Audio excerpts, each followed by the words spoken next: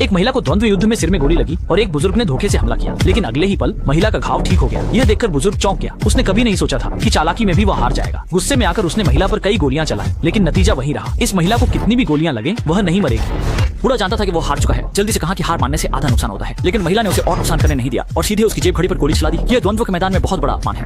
बूढ़ा व्यक्ति मानसिक रूप से आहत हुआ। वो गुस्से से भर गया और तुरंत फिर से गोली भरकर बदला लेना चाहता था। कौन जानता था कि अचानक जमीन के नीचे से एक राक्षस निकल आया और सीधे बूढ़े आदमी को निकल गया।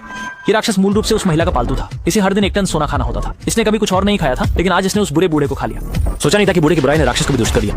राक्षस पागल हो गया। आधी रात को राक्षस फिर से जमीन से बाहर निकला। ऐसा लग रहा है कि वो इस शहर को निकलने वाला है। महिला ने एक सिर निकाला, फिर सिर के कान को तोड़ दिया और तुरंत ही सिर जाग गया और फूल बहन से बात करने लगा। यह है दुश्मन सांग-ब्याओ, जिसे हुआ जी ने पकड़ लिया है। अब उसके पास सिर्फ एक सिर बचा है। हुआ जी उससे जानकारी प्राप्त करना चाहती है, लेकिन सांग-ब्याओ कुछ भी कहने से इनकार कर रहा है। हुआ जी ने सीधे उसके सिर पर इलेक्ट्रिक गन तान दी, जिससे सांग-ब्याओ कांपने लगा, लेकिन वह फिर भी सच नहीं बोल रहा। वह हुआ जी को भ्रमित करने के लिए तरह तरह की बातें कर रहा है। एक तरफ उसकी तारीफ कर रहा है कि वह जवान और खूबसूरत है, और दूसरी तरफ झूठी जानकारी दे रहा है। जब हुआ जी के पास मशीन से जानकारी का विश्लेषण करने का मौका मिला तो उन्होंने महसूस किया कि सांग-ब्याओ जो कह रहे थे वह सब सच था। समय का जब हुआ जी उसके साथ रेप जाए तो वह सब कुछ सच करेगा। इस समय ख्वाजा अब और बात नहीं करना चाहती थी, क्योंकि उसके पास रोबोट के दिमाग में घुसने की क्षमता थी। हालांकि सांग-ब्याओ की फायरवॉल बहुत मजबूत थी, लेकिन ख्वाजा सबसे ताकतवर रोबोट इंजीनियर थी। उसने तेजी से कोड डाला और जल्दी ही सांग-ब्याओ के दिमाग में घुसकर सभी डेटा की नकल कर ली। ख्वाजा जाने की तैयारी कर रही थी, तभी अचानक सांग-ब्याओ ने उड़ती हुई चाकू से हमला कर दिया।